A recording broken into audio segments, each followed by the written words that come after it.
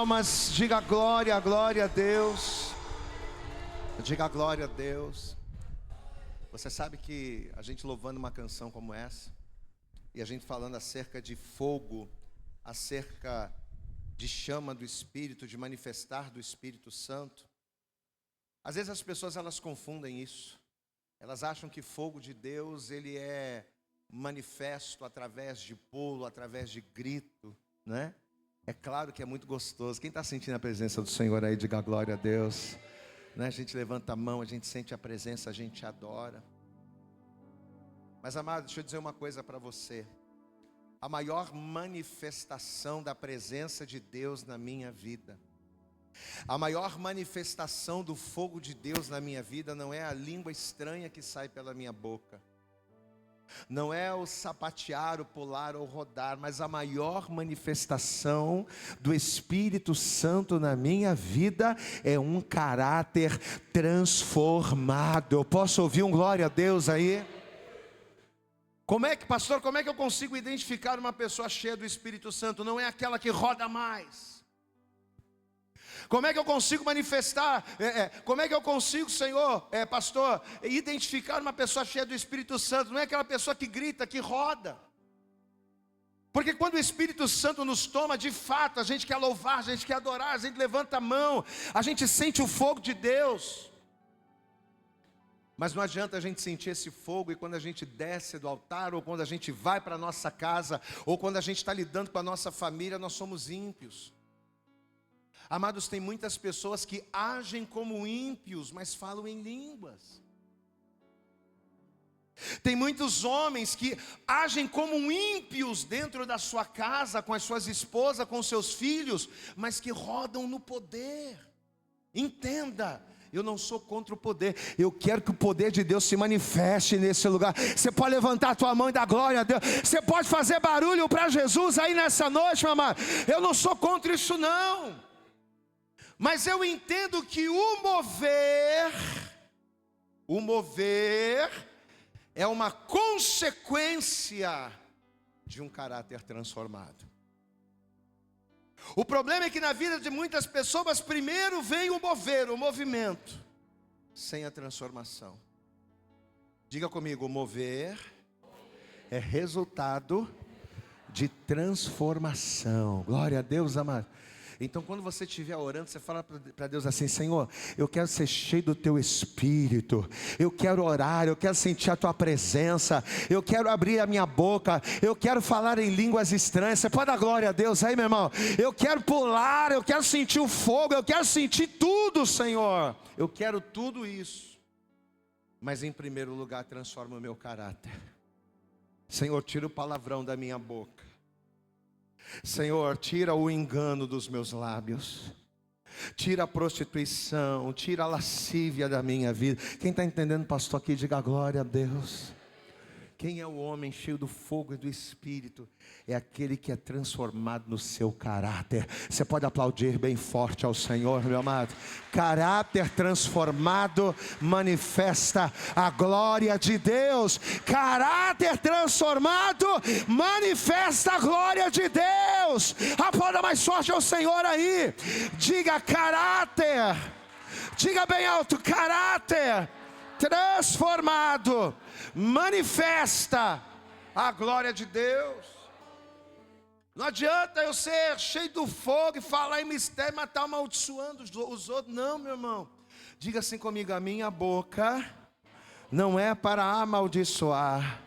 Diga assim: não, a minha boca é para abençoar. Você pode dar glória a Deus aí, meu irmão? É isso que o Senhor quer. Então que nessa noite o Espírito Santo, Ele abra o seu entendimento, que cada vinda sua a este lugar, que cada palavra que você ouvir, que cada direção que você receber por intermédio da palavra, venha ser um instrumento para que o Espírito Santo, enchendo você, em primeiro lugar, venha transformar o teu caráter. Não, pastor, eu preciso mudar em algumas coisas. Não adianta eu estar na igreja, não adianta eu ser o maior dizimista da igreja, não adianta eu dar o maior glória a Deus da igreja, não adianta eu ser aquela pessoa mais usada no poder, mas quando eu chego na minha casa, quando eu chego no meu trabalho, quando eu estou na roda dos meus amigos, eu não dou testemunho daquilo que eu falo. Então eu tenho que dar testemunho. Levanta a tua mão e diga assim comigo: a minha missão, diga bem alto, a minha missão é dar testemunho por onde quer que eu vá. Então já dá o testemunho agora, dá um sorriso bonito para essa pessoa que está ao teu... Mas tem que ser aquele sorriso legal. Dá a paz do Senhor aí para esse irmão, dá a paz do Senhor para essa irmã. Mostra para ele, mostra para ela que você é cheio do fogo. Dá a paz do Senhor aí, isso. Cumprimenta essa pessoa da direita, essa pessoa da esquerda. Cumprimenta essa pessoa que está atrás de você, em nome de Jesus, amém?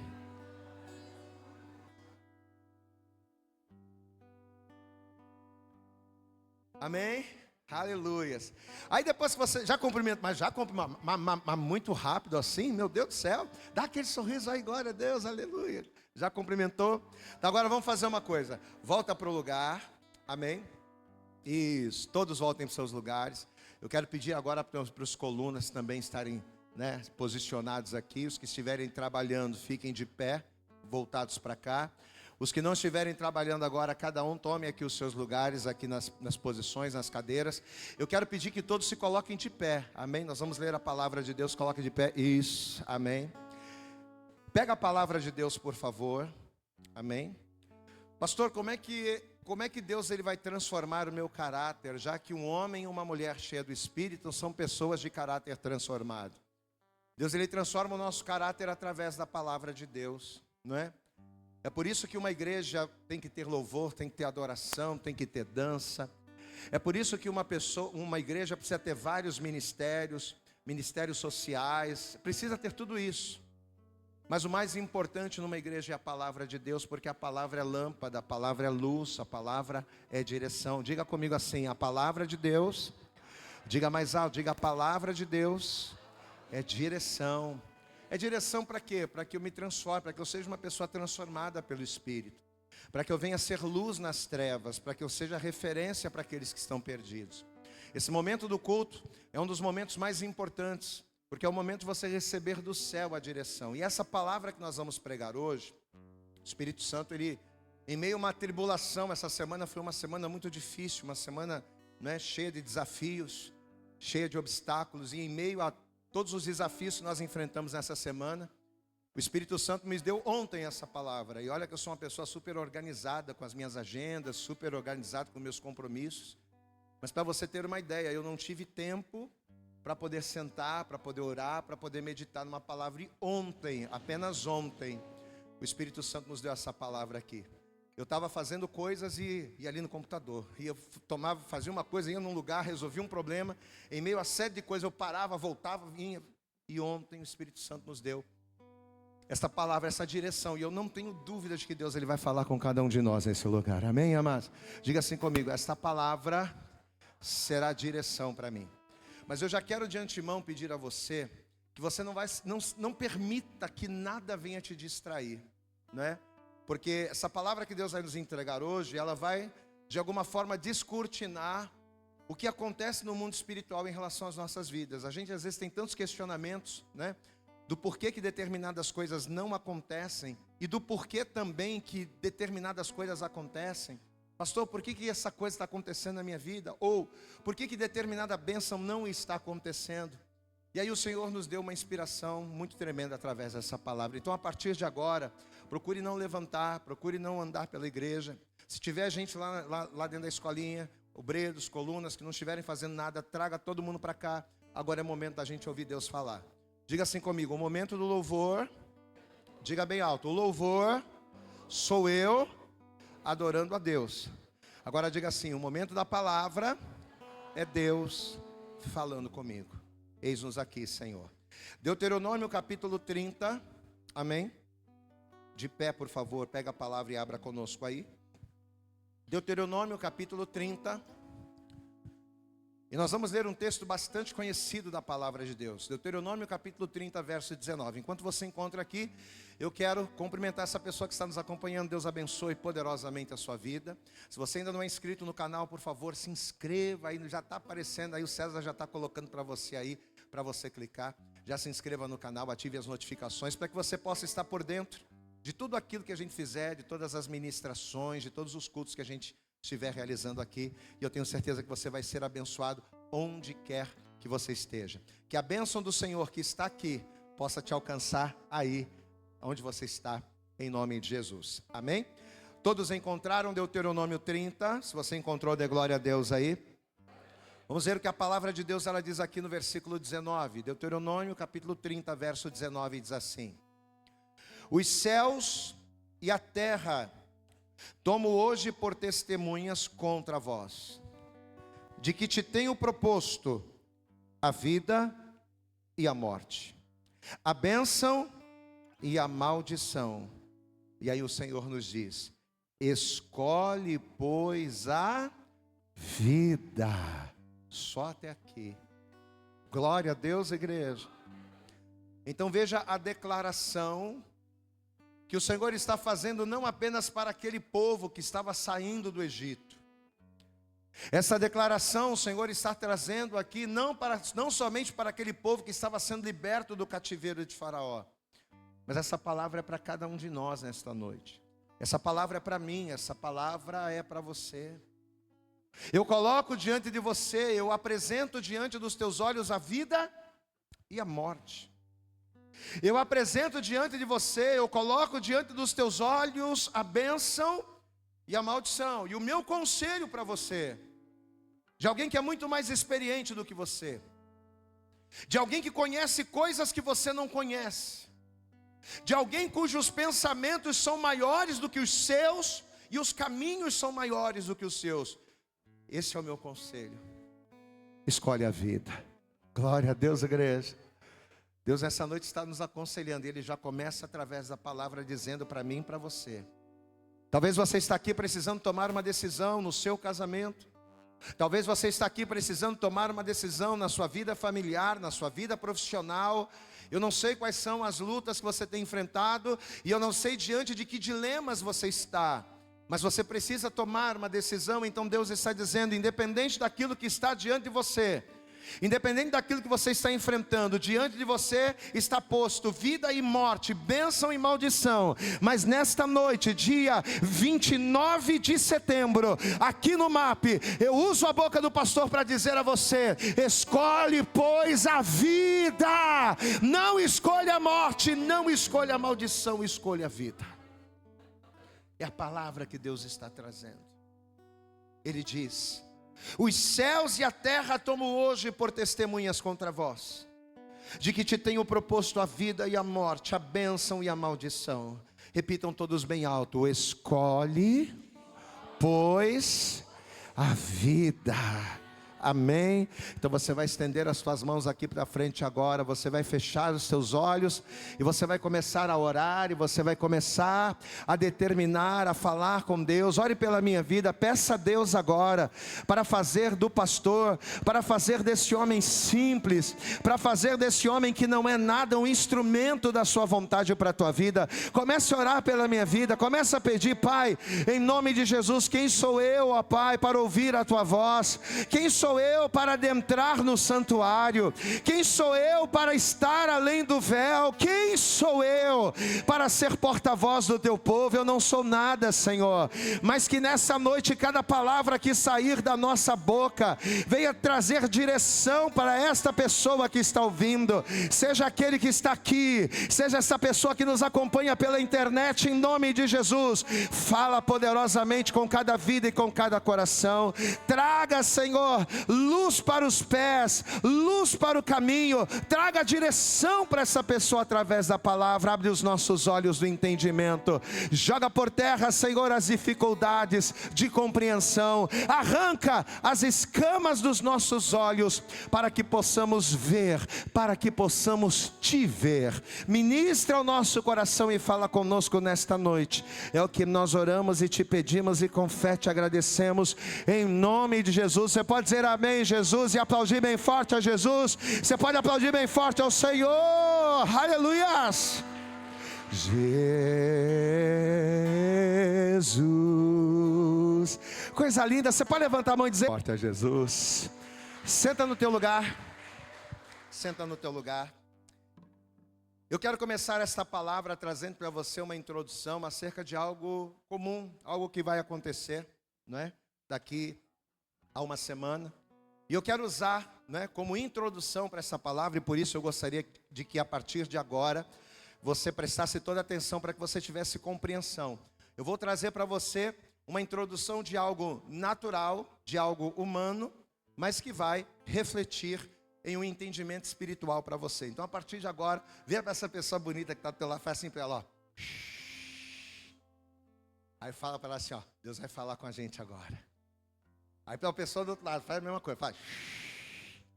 Deus vai falar com a gente agora. Olhe para cá, preste atenção. Mês que vem é mês de eleições, né? Daqui a uma semana, mas na verdade. Nós vamos estar aí todos indo às urnas para nós elegermos futuros governantes, né? Para o nosso município, para os nossos bairros, enfim. E todos nós sabemos que dentro do período eleitoral, vários candidatos eles surgem na intenção de nos seduzir, né? Eles estão através de propagandas na TV, eles estão através de divulgações no rádio, de divulgações, né, em prospectos, enfim. Eles fazem uma série de coisas na intenção de nos conquistar. Porque qual é o objetivo de um candidato? Qual é o objetivo do político? É ganhar o nosso voto. Repita comigo, ganhar o meu voto. Então, para isso, eles oferecem ajuda, eles oferecem apoio, eles beijam criancinhas, né?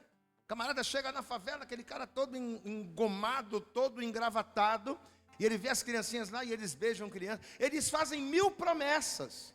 Nesse período eleitoral, os políticos eles fazem 1000 promessas, mas tudo isso com um único objetivo, com uma única intenção, a de conquistarem o nosso voto. Ou seja, o que significa o meu voto? O que é o seu voto? O voto ele nada mais é do que o nosso aval, do que a nossa autorização para que eles sejam governantes legais sobre nós. Então preste atenção, porque o que eu estou falando no natural é um reflexo do mundo espiritual. Preste atenção. Quando eu estou votando em um candidato, o que eu estou fazendo? Eu estou dando para aquele candidato o aval para que ele seja o meu governante. Eu estou dando para aquele candidato a autorização para que ele me represente em todas as questões que são pertinentes a mim. Então, por mais limitado, ou por mais incapaz que seja qualquer cidadão, ou por mais poder, ou por mais recursos que um político possa ter, eles só terão legalidade sobre a nossa vida para fazer qualquer coisa se eu votar nele. Ele só vai ter poder sobre mim se eu votar nele. Eles só poderão fazer qualquer coisa para mim, ou para melhor, ou para pior, se eu chegar lá no dia 6 e clicar o número dele na urna e dizer, a partir de agora você me representa. Então, se ele tiver boas intenções, essas boas intenções, eu só vou vê-las se refletindo em atitudes se eu votar nele, se eu permitir. E se ele tiver más intenções, eu só vou sentir o reflexo dessas más intenções também se eu votar nele, se eu permitir. Amém? Então, diante dessa verdade, diante dessa constatação, a principal coisa a ser analisada, a coisa mais inteligente que nós podemos fazer antes de votar, antes de escolher, é o quê? É analisar cada proposta. Eu não tenho que analisar se ele é bonito. Presta atenção, volto a dizer. Diga comigo, natural, representando o espiritual. Eu não tenho que olhar se ele é bonito, se ele é alto, se ele é baixo, se ele tem uma fala legal, se ele tem uma boa aparência, se ele tem um bom porte, se ele tem uma boa eloquência. Eu não tenho que olhar para a popularidade dele, se ele tem não sei tantos seguidores no Instagram, no X, inclusive o X, né? O X já era, fizeram um X e deletaram o X. Mas eu não tenho que olhar para essas coisas. Mas o que tem que ser o fator determinante para eu votar, para eu escolher, para eu dar o aval para aquela pessoa me governar? Analisar as propostas. Eu quero que você repita comigo, diga, eu preciso analisar as propostas de cada candidato. fica um recado para você para a semana que vem, mas ao mesmo tempo é algo espiritual que você vai entender. Olhe para mim. Você sabe que uma das coisas mais importantes que todos nós, que a maioria de nós já deveríamos saber, é que tanto as guerras do cristão como as armas que o cristão usa nessas guerras não são armas carnais. Existem muitas pessoas que já se conscientizaram disso, de que a minha batalha não é contra a carne, não é contra sangue, não é contra pessoas, não é contra o ser humano que está comigo, mas a minha batalha é contra as potestades que governam este mundo. Embora todos os sintomas, embora tudo o que sentimos seja num âmbito natural, apesar daquilo que sentimos ser representado num âmbito físico, aquilo que acontece no mundo físico nada mais é do que uma consequência de confrontos que no mundo espiritual já estavam acontecendo há muito tempo. Amém? Eu vou repetir isso aqui. Aquilo que acontece de imediato no mundo físico nada mais é do que a consequência de confrontos que no mundo espiritual já estavam acontecendo. Então, quando uma determinada coisa acontece no mundo físico e que nos surpreende, uma coisa assim, caramba, puxa, mas isso aqui aconteceu agora no mundo físico, mas significa que no mundo espiritual já estava se desenrolando, já estava acontecendo. A diferença é que quando aconteceu no mundo físico, o acontecimento no mundo físico manifestou o que no mundo espiritual já estava acontecendo. Então diga assim comigo, o natural, diga bem alto, diga, o natural manifesta o que o espiritual determina. Você entendeu? O natural manifesta aquilo que o espiritual determina, ou seja, aquilo que acontece no nosso mundo, na nossa realidade, no mundo natural, é um reflexo de algo que já acontecia, que já existia no mundo espiritual. Eu vou te dar um exemplo para você entender bem. Às vezes a pessoa diz assim, puxa pastor, mas eu não entendo. Estava tudo tão bem lá em casa. Caramba, a gente não estava mais brigando. Eu e meu esposo, a gente não estava discutindo mais, estava tudo tranquilo. A gente estava tendo uma convivência boa, estava tudo em paz, mas de repente, do nada, de uma hora para outra, pastor, a coisa virou um inferno. O que é esse? O que significa esse virou um inferno? Esse virou um inferno, ou de repente, de uma hora para outra, a coisa ficou ruim, isso nada mais é do que uma manifestação natural do que estava determinado no espiritual. Então vamos entender isso aqui. Quando o espiritual não está bem, o material reflete. Repita comigo, quando o espiritual não está bem, o material reflete. Então não é que estava tudo bem. Ah, pastor, mas estava tudo bem. Não, você pensava que estava tudo bem. Não é que estava tudo bem e de repente, de uma hora para outra, do nada a coisa ficou ruim. Não. A questão é que no mundo espiritual já não estava bom. A questão é que no mundo espiritual a coisa já não estava legal.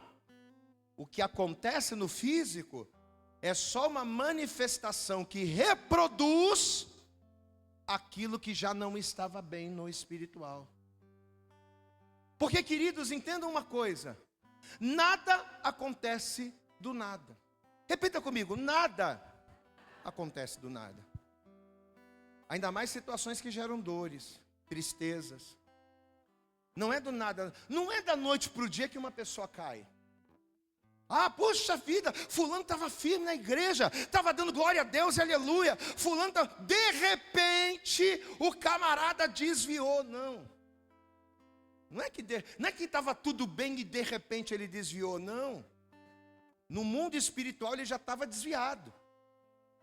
É que as coisas foram indo, e quando o camarada desvia de fato, o desviar no natural é só uma manifestação daquilo que no espiritual já estava acontecendo. Porque toda queda, toda ruína. Assim como todo sucesso, ou seja, tudo que acontece, sejam coisas boas ou más, começa a ser construído primeiro aonde? No espiritual. Diga comigo, tudo o que acontece na minha vida carnal se constrói no espiritual. Amém? Então o sucesso que eu quero ter no meu casamento, ele não vai começar no meu casamento, ele vai começar no mundo espiritual. São atitudes no mundo espiritual que eu tomo que vão fazer com que no meu casamento as coisas elas aconteçam. São os posicionamentos espirituais que eu tenho que vão fazer com que a minha vida familiar, com que a minha vida financeira reflitam aquilo que no mundo espiritual já está sendo feito. Amém? É como no nascimento. A Bíblia diz que antes de nós nascermos, antes de nós existirmos no natural, nós já existíamos muito antes no mundo espiritual. A gente até pregou sobre isso aqui na igreja. Jeremias no capítulo 1, no versículo 5, o que a Bíblia diz? Antes que te formasses no ventre, eu te conheci. Você pode dar glória a Deus aí? Olha que coisa, tem muita gente que acha que a vida só começa no ventre. Não, antes que você fosse gerado no ventre, antes que você viesse no natural, no âmbito espiritual, eu já te conhecia. Aí ele diz o quê? Antes que te formasse no ventre, eu te conheci. E antes que você saísse da tua madre, eu te santifiquei e as nações te dei por profeta. Você pode dar glória a Deus aí? Então entenda, querido, não é quando a gente cai de paraquedas nesse mundo aqui, né? Porque quando a gente nasce, o que acontece? É como se a gente estivesse caindo de paraquedas, né? Não é quando a gente cai de paraquedas nesse mundo aqui que a gente passa a existir. Não é quando a gente nasce do ventre da nossa mãe que a gente passa a existir, não. Antes de nós sermos gerados no natural, nós já existíamos no mundo espiritual. Amém? Agora, com um detalhe importante, isso aqui você tem que guardar. Nós já existíamos, mas quando a gente nasce, ao nascer a gente nasce com um propósito. Diga glória a Deus. Camarada nasceu, bebezinho. Mas ele nasce no natural bebezinho, mas lá no espiritual ele recebeu um propósito de Deus. Então quando o bebezinho nasce, esse bebezinho ele já sai do ventre da mãe com um propósito que veio lá do espiritual e que está se manifestando no natural. Ah, pastor, então quer dizer que existe predestinação? Não é isso que eu estou falando. Não existe predestinação. Ninguém nasceu predestinado a ser isso ou ser aquilo. Não. O que existe é Deus pré-estabelecer propósitos segundo a vontade dele. Mas esses propósitos podem ou não se cumprir. Quem entende, pastor? Diga a glória a Deus. Porque a predestinação prega o quê? Não, se você nasceu para ser infeliz, pode acontecer o que for. O final você vai terminar a tua vida infeliz, porque você nasceu predestinado a ser infeliz. Você nasceu predestinado a ser um fracassado. Então você vai viver nessa terra e vai morrer assim. Com Deus não é isso. Deus, ele tem propósito. Diga assim comigo, Deus, ele tem propósitos. Ele me gera no mundo espiritual. Ele me gerou no mundo espiritual. E quando ele me gera no mundo espiritual, ele me gera com um propósito. Aí eu nasço, aí eu venho para o mundo natural. Eu venho para o mundo natural carregando um propósito, que pode se cumprir ou não. Glória a Deus, amados. Isso vai depender da minha escolha. Diga glória a Deus. Vou te dar um exemplo básico, vou te dar o meu exemplo como pastor. Né? Eu acredito que quando Deus me gerou lá no espiritual, né? Antes de eu sair ali da minha mãe e do meu pai que estão ali, levanta a mão, um casal bonito aí. Eita, levanta a mão aí, mamãe. Levanta a mão aí. Ô, glória, vamos aplaudir bem forte a Jesus aí, pela vida desse casal abençoado, né? Que eu tenho orgulho de hoje ser pastor. Rapaz, eu sou pastor dos meus pais. Pode dar glória a Deus aí. Coisa legal, né? Então, mas quando eu nasci do papai e da mamãe, Eu já vim do mundo espiritual com um propósito. Não significa que este propósito iria se cumprir. Iria depender da minha vida. Iria depender dos meus passos. Quando eu era menor, meu sonho era ser bombeiro. Eu sonhava em ser bombeiro. Aí depois, vendo meu pai, eu sonhava em ir para a marinha.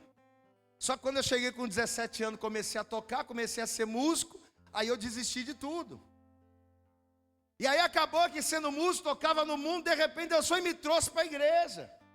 Hoje eu sou pastor. Glória a Deus, amado. Então eu acredito que lá no espiritual, qual era o propósito? Era eu ser o que eu sou hoje. Eu nasci com o propósito de glorificar a Deus nessa terra. Amém, amados? Mas esse propósito, olha aqui para mim, para você entender como é que funciona a coisa. Mas esse propósito poderia se cumprir ou não. No meu caso está se cumprindo. Glória a Deus, amados. Então lá no espiritual, antes da gente nascer no mundo físico, a gente vem com um propósito.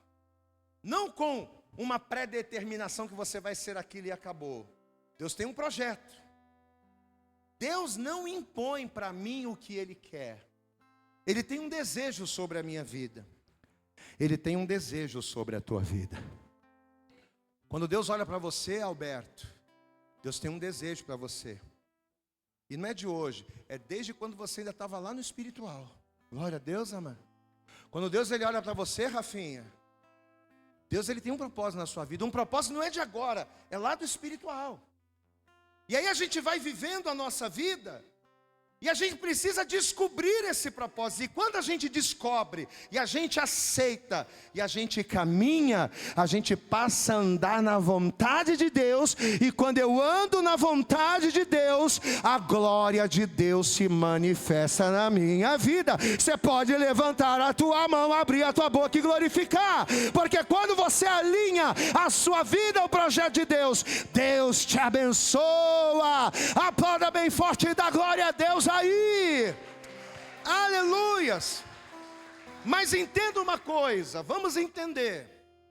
Deus não impõe para mim ou para você o que Ele quer, não. Deus projeta. Glória a Deus, amados. Deus projeta, Deus planeja. Deus ele tem proposta. Lembra do lado do negócio da eleição? Deus ele tem propostas. Deus ele tem projetos. Deus ele tem planos. Amém, amados? Não é uma imposição. Só que vamos entender um outro detalhe. Assim como Deus, ele tem projetos, planos, propostas para a minha vida, Satanás, que é o nosso adversário, ele também projeta. Ele também tem os planos dele, que diferente dos planos de Deus, que são planos de paz e não de mal, para dar o fim que eu desejo, como diz lá em Jeremias 29. Os planos de Satanás, diferente dos planos de Deus, que são planos de bênção, que são planos de honra. Queridos, os planos de Satanás, é o que está escrito lá em João 10:10. Qual é o plano de Satanás? Quais são os projetos de Satanás para a tua vida? É te matar, é te roubar, é te destruir. Amém, amados? Esse é o projeto de Deus, o projeto de Satanás. Ainda que de uma forma sutil. Porque quando a gente lê na Bíblia que o ladrão veio para matar, roubar e destruir, a gente pensa, ele vai vir com um chifre, ele vai vir com um tridente, ele vai vir de... Não, ele vai vir de maneira sutil. Ele vai vir bonitinho, bem arrumado. Ele vai vir na forma de uma mulher muito bonita, bem arrumada, que dá para você aquilo que a tua mulher não dá.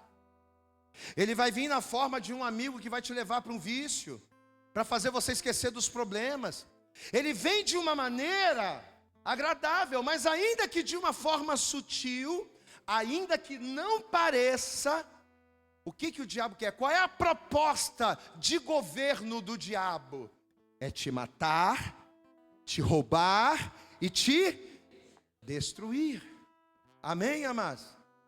Só que entenda, assim como ninguém é obrigado a fazer o que Deus quer, porque assim, lá no espiritual, Deus tem um plano para a minha vida.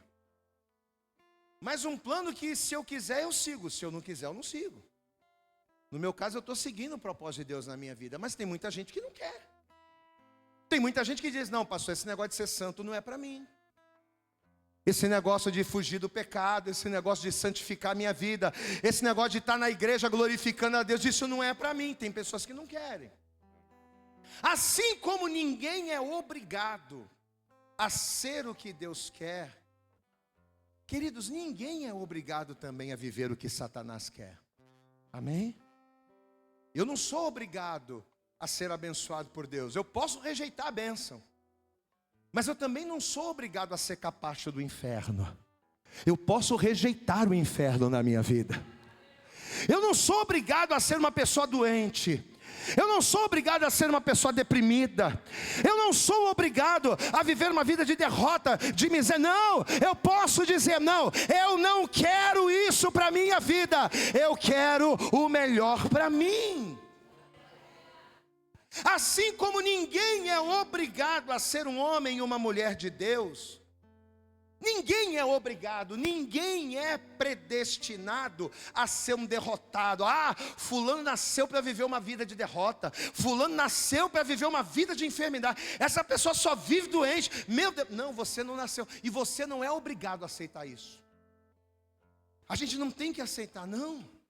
Olha aqui para mim, olha aqui para mim. Nós temos escolha. Eu posso ouvir um glória a Deus aí, meu irmão? Pastor, eu estou vivendo um casamento derrotado, um casamento fracassado. Eu estou vivendo uma vida financeira derrotada. Meu irmão, mas você tem escolha, você pode mudar isso na tua vida. Pastor, eu estou vivendo uma vida familiar horrível. Você não precisa continuar vivendo assim. Você tem escolha. Só que tem um detalhe. Uma vez que nós escolhemos, eu tenho escolha. Eu não preciso aceitar ser um enfermo, ser um viciado, ser um drogado, ser um prostituto. Eu não preciso aceitar viver uma vida longe de Deus. Eu não preciso aceitar viver uma vida de derrota. Mas uma vez que eu digo não para essas coisas, uma vez que nós escolhemos, a nossa escolha vai definir o quê? No espiritual, aquilo que a gente vai viver no natural. Diga glória a Deus. Porque quando você escolhe, a atitude de escolher, ela começa onde? Ela não começa aqui. Ah, eu não quero mais viver uma vida de derrota. Mas não é aqui que você... A volta por cima começa no espiritual. Diga assim comigo, a volta por cima, a mudança, a transformação é no espiritual. Amém, amados? Uma vez que eu digo não para o pecado, uma vez que eu digo não para a malignidade, uma vez que eu digo não para Satanás, o meu sim começa no espiritual. E através da atitude que eu tomo no espiritual, aquilo vai se refletir, aquilo vai se manifestar no natural. Então, por exemplo, eu estou te dando vários exemplos que é para você sair daqui sem nenhuma dúvida. Então, por exemplo, a pessoa vive uma vida de opressão. Pastor, eu sou uma pessoa endemoniada. Eu sou uma pessoa que eu só vivo, eu só vivo estressado, eu só vivo arrumando confusão, eu sou uma pessoa doente, eu só vivo doente, eu só vivo enfermo, eu só vivo deprimido, eu só vivo caído. Então imagina uma pessoa que vive uma vida de opressão, uma vida sem paz, sem alegria, cheia de tribulação, cheia de enfermidade, cheia de maldição. O que é isso, amados? O que é enfermidade? O que é tristeza? O que é depressão? São manifestações naturais daquilo que a pessoa determinou, daquilo que a pessoa escolheu no espiritual. Então por que a pessoa vive na depressão? Porque lá no espiritual, ela escolheu tomar atitudes que refletem no mundo físico a depressão que ela tem. Por que a pessoa ela vive oprimida? Ela vive oprimida por quê? Porque lá no espiritual, ela tomou atitudes que fazem com que essa opressão se manifeste no mundo natural. Amém? Então a maldição, a dor, a enfermidade, a tribulação, a falta de paz, são sintomas no natural, causados por semeaduras que a pessoa fez ou que a pessoa deixou de fazer no mundo espiritual. Eu deixei de ter no mundo espiritual uma determinada atitude. Qual é a consequência? Eu vou colher algo no natural. Se eu deixei de ser fiel no espiritual, eu vou colher maldição no natural. Se eu deixei de obedecer no espiritual, eu vou colher tribulação no material. Quem está entendendo, pastor, aqui? Diga glória a Deus. É como Gálatas capítulo 6, versículo 7 diz. O que ele diz lá? Gálatas 6, versículo 7 diz assim: não erreis. E ele ainda começa dizendo isso: não erreis. Deus não se deixa escarnecer. Tudo que o homem semear, o que vai acontecer? Isto também ele... Presta atenção nessa frase. Repita assim comigo: tudo o que o homem semear, isso também ele ceifará. Agora não perde isso aqui, porque isso aqui é o ouro. Guarda isso aqui. O que Paulo está dizendo aqui? É como se Paulo estivesse dizendo o seguinte: que tudo aquilo que a gente semeia, e semeadura é algo espiritual. Diga assim: semear. Repete bem alto, diga: semear é espiritual. Deixa aqui, ó. Semear é espiritual, ceifar é natural. Diga assim comigo: semear é espiritual, ceifar é natural. Então quando Paulo diz assim, ó, Deus não se deixa escarnecer, tudo que o homem semear, é como se ele estivesse dizendo assim: tudo que o homem semeia no espiritual, ele vai ceifar aonde? No natural. É isso que Paulo está falando. Semeadura não é natural. Amém? Semeadura é espiritual. Eu vou te dar um exemplo. Quando você semeia uma semente, o que acontece? Você joga a semente na terra, você cobre a semente com terra. O que acontece ali? Você sabe que aquela semente vai se transformar numa árvore, mas você vê o processo? Sim ou não? Por quê? Porque o processo da semente se transformar em uma árvore é um processo espiritual. Você não está vendo, mas está acontecendo. Você não está enxergando, mas está fluindo. Você não está vendo, mas Deus está agindo. Quando é que você vai ver? Você vai ver o resultado da semeadura na colheita. Quem está entendendo, pastor, aqui? Diga glória a Deus. Porque a semeadura é espiritual, mas a colheita é natural. Você não vê você não vê a semeadura, mas você vê a manga. Diga glória a Deus. Você não vê a semente da goiaba, mas você vê a goiaba. Diga glória a Deus. É a mesma coisa. Repita comigo: semeadura é espiritual, colheita é natural. Amém? Olha aqui para mim. Se semeadura é espiritual, você não tem que semear raiva. Amém, amados? Diga assim comigo: raiva é carnal. Se você semear raiva no mundo espiritual, o que você vai colher no mundo natural? Você vai colher contenda, você vai colher discórdia, você vai colher confusão, você vai colher tribulação. Por quê? Porque você pegou uma atitude carnal e semeou ela no espiritual. Então você não tem que semear raiva, você tem que semear mansidão. Diga glória a Deus. Quando você semeia no espiritual mansidão, você vai colher bênçãos no natural. Você não tem que semear desespero. Você não tem que semear desespero, não. Você tem que semear fé. Porque quando você semeia fé no espiritual, você colhe milagre, você colhe sobrenatural, você colhe glória de Deus, você colhe fogo do céu. Levanta a tua mão, abre a tua boca e começa a semear no espiritual, porque o material vai manifestar a glória de Deus. Aplauda bem forte ao Senhor aí, meu irmão. Olha aqui para mim.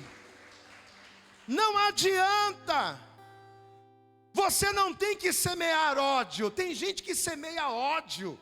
Tem gente que semeia contenda. Senhor, em nome de Jesus, acaba com aquela pessoa. Em nome de Jesus, Senhor, eu não aguento. Não. Você não tem que semear ódio e contenda.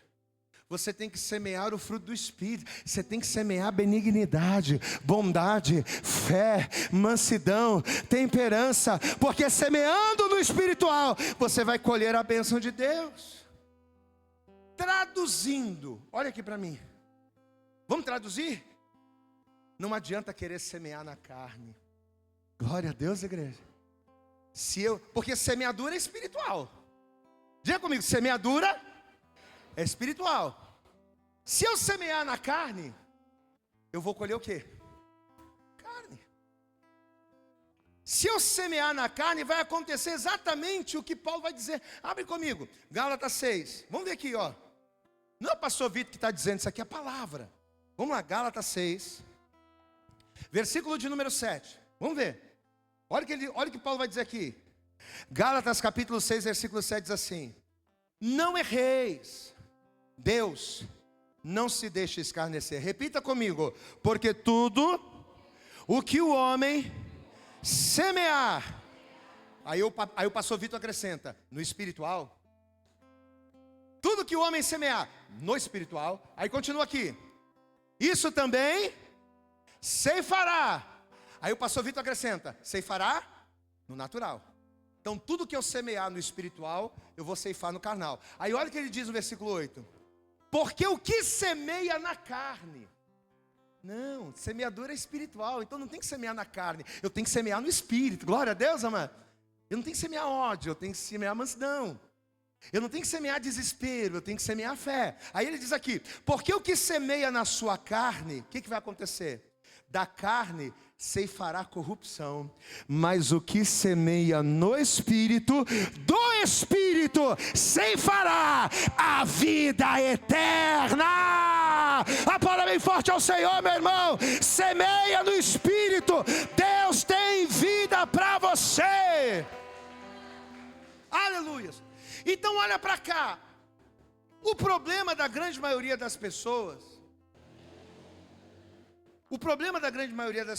para vencer, por exemplo, a luta no casamento. Pastor, meu casamento é uma luta. Pastor, a minha vida financeira está terrível. O problema das pessoas não é semear, porque às vezes a pessoa está semeando no espiritual para vencer a luta no casamento. A pessoa está semeando para vencer a luta na vida financeira. O problema não é semear, o problema é onde você semeia e como você semeia. Pastor, mas eu estou semeando no meu casamento. Mas o que você está semeando no teu casamento? Você está semeando no espiritual? Ou você está semeando na carne? O que você está semeando?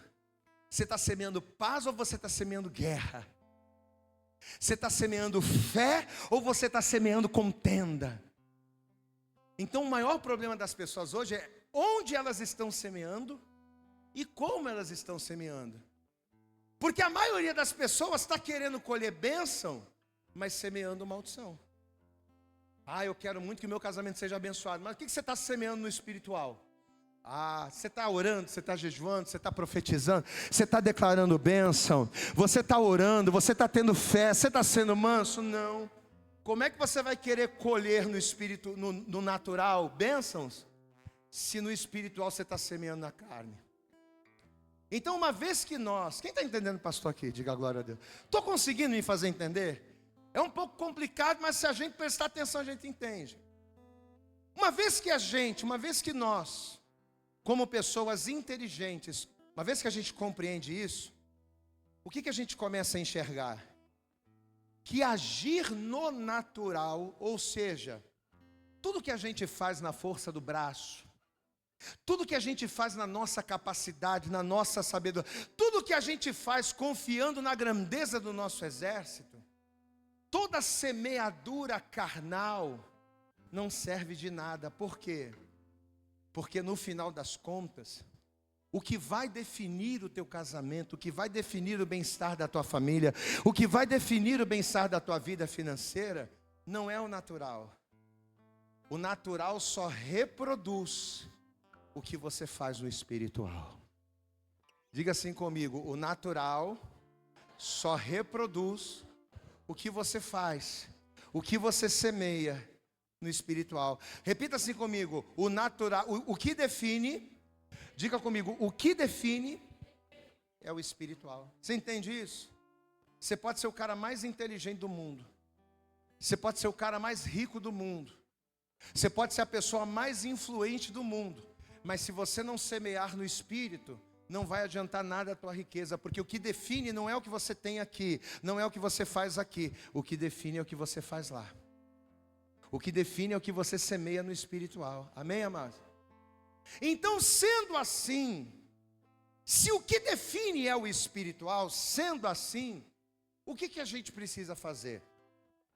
Porque a palavra de Deus, ela nos mostra o problema, a palavra de Deus, ela nos apresenta o problema, mas ela também traz solução. Glória a Deus, amado. Poxa, pastor, até hoje eu estou semeando, eu só semeio na carne. Em vez de eu ser manso, eu quero esculachar todo mundo. Pastor, em vez de eu ter fé, eu fico, quando vem um problema eu estou desesperado, eu estou arrancando os cabelos. Em vez de eu semear no espírito, eu só estou agindo na carne. Pois é, a palavra de Deus mostra o problema, mas ela também nos dá a solução.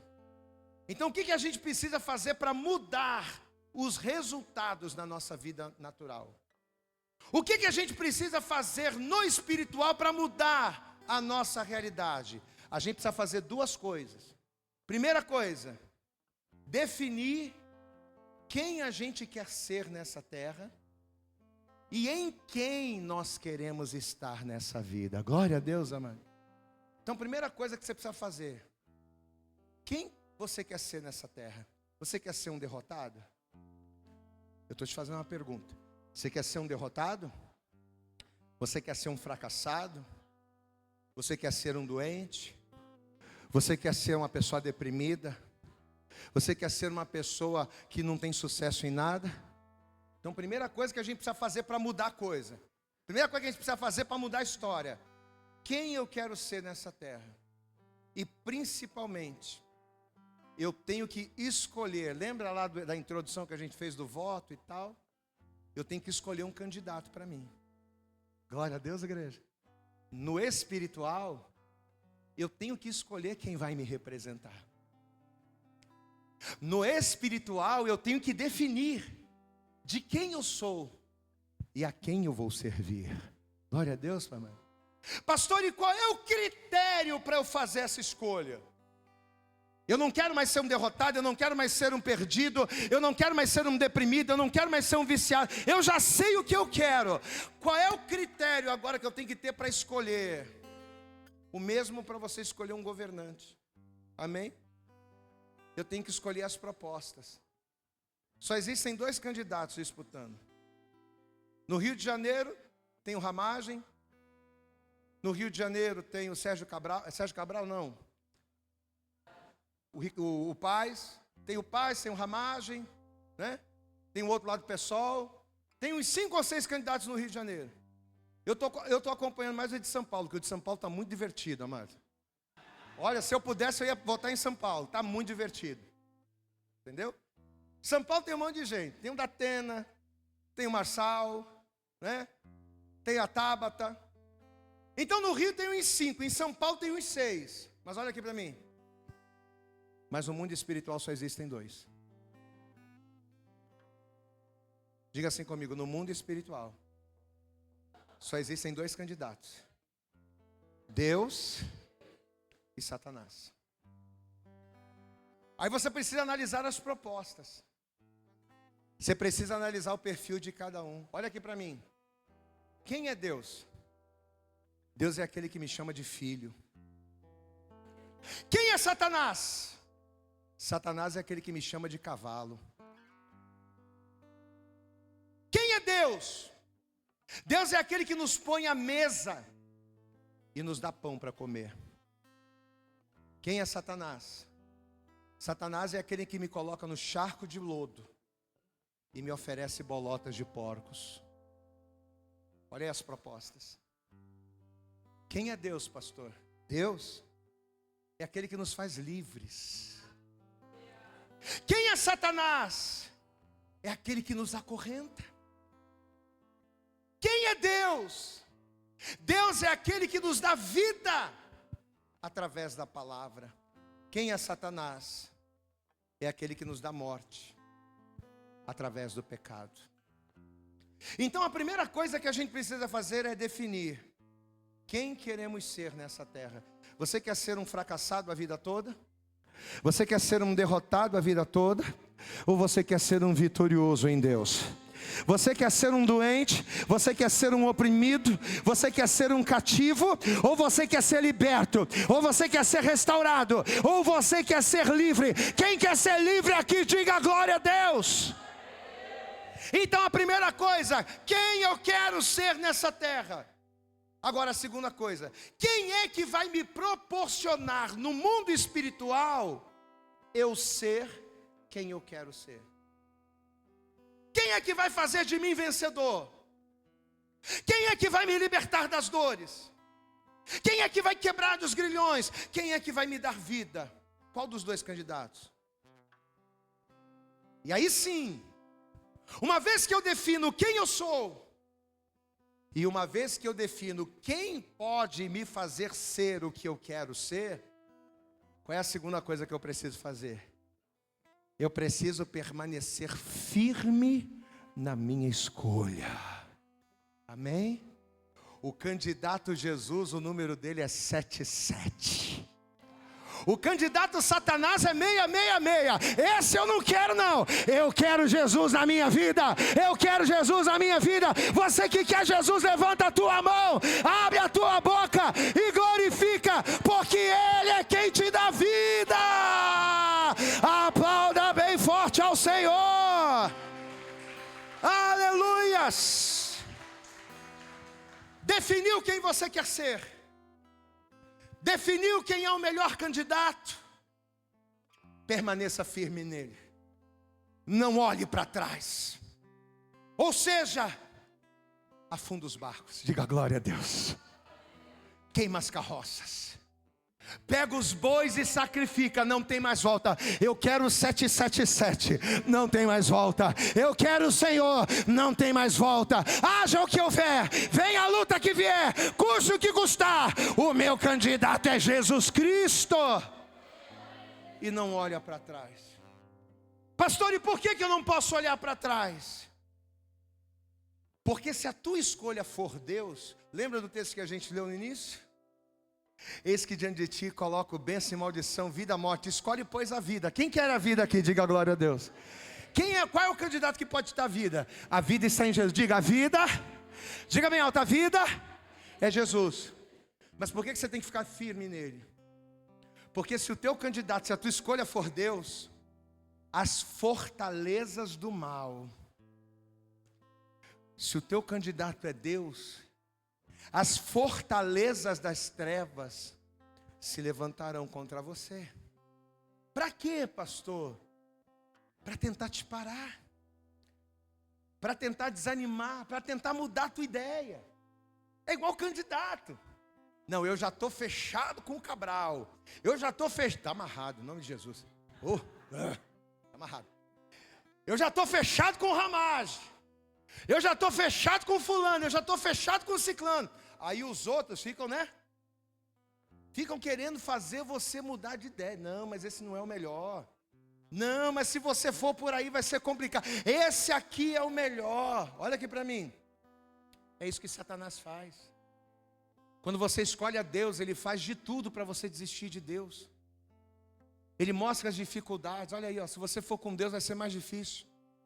Se você ficar com Deus, você vai sofrer mais. Se você ficar com Deus, você vai trabalhar mais. Se você ficar com Deus, a coisa vai ser mais complicada, sim. Mas se eu ficar com Deus, a coisa vai ser difícil, a coisa vai ser complicada, a luta vai ser grande. Mas com Deus eu tenho vitória. Com Deus eu sou liberto. Com Deus eu sou livre. Com Deus eu vou morar no céu. Aleluias. Satanás vai usar as fortalezas.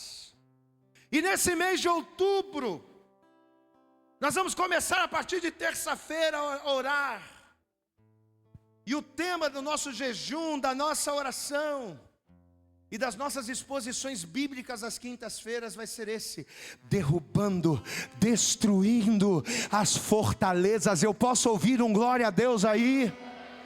Isso é só para quem é candidato do 77. Amém? Quem é candidato? Quem aí é eleitor do 77 aí, diga glória a Deus. Quem é eleitor do 77, diga glória a Deus. Então, meu amigo, você precisa vir aqui. Você precisa começar o jejum com a gente, dia 1º. Porque nós vamos orar durante 7 dias. E toda quinta-feira a gente vai pregar uma palavra sobre isso.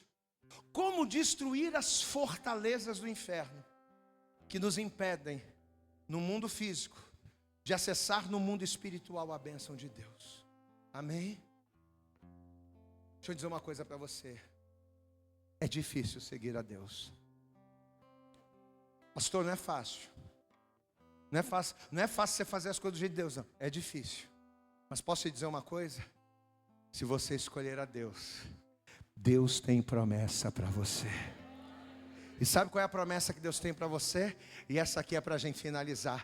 Abra comigo Jeremias, livro do profeta Jeremias, capítulo 1. Olha o que a palavra vai dizer. Olha a promessa que Deus tem para os eleitores, para aqueles que o escolhem, para aqueles que verdadeiramente estão na presença, para aqueles que querem Deus, que querem Jesus Cristo, para aqueles que aderem às suas propostas. Olha aqui, ó, Jeremias capítulo 1, quem encontrou, dá glória a Deus aí, versículo 17, recebe essa, ó, já levanta a mão aí já para receber, eu vou lendo e você já recebe, vai. Ele diz assim, ó: tu, pois, você que vai votar em mim, que vai confiar em mim, que vai entregar a tua vida para mim, tu, pois, cinge os teus lombos e levanta-te e diz-lhes tudo quanto eu te mandar. Não te espantes diante deles, para que eu não te envergonhe diante deles, porque eis que hoje te ponho por cidade forte, diga glória a Deus, e por coluna de ferro e por muros de bronze, contra toda a terra, contra os reis de Judá, contra os seus príncipes, contra os seus sacerdotes, contra todo o povo da terra. Verso 19: e pelejarão contra ti, mas não prevalecerão contra ti, porque eu sou contigo, diz o Senhor, para te livrar. Aplauda bem forte ao Senhor: eu sou contigo. Levanta a tua mão para o céu e diga: eu não estou sozinho, Deus está comigo. Aleluia, se coloca de pé e vamos louvar o Senhor. Aplauda bem forte a Ele aí. Ele abriu mão de sua glória, sangrou no madeiro por mim, me conectou, salvou.